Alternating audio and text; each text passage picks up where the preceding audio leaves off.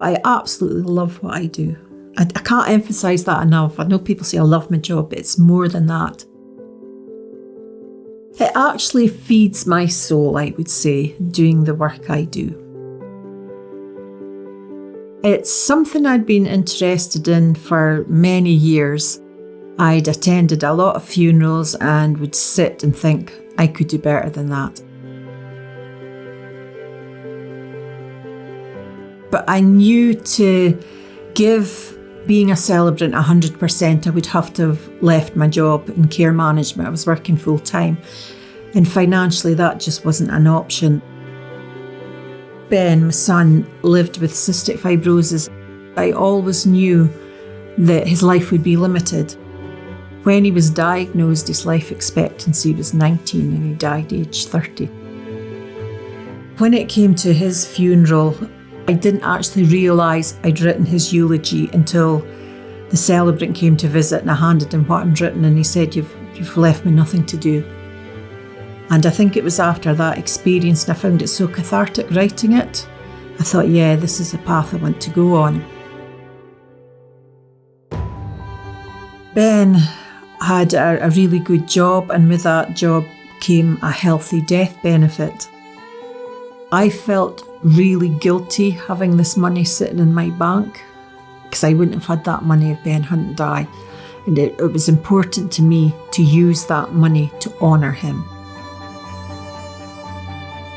And I decided to train as a celebrant. When I did the training, it just felt so right. I was, yes, this is it, this is me. I love hearing people's stories, and I like being able to retell those stories, where they came from, how they got to be where they are, and finding out their little idiosyncrasies. You know, it's the little things like that that you bring it into the service and you see people smiling.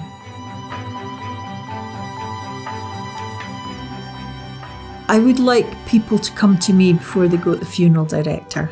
I'd like to be the family celebrant for the births, the marriages, the engagements, you know, all the celebrations. I'd like the family to come to me, not because it's expected, but because I do a good job.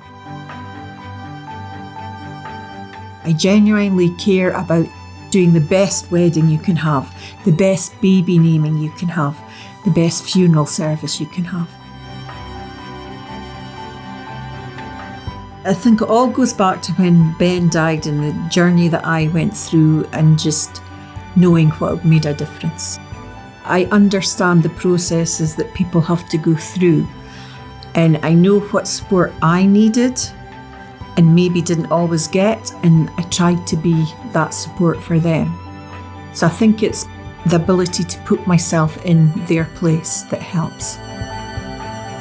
Everything I do, it's with Ben in mind. And I'm always thinking, would he approve? I think he does.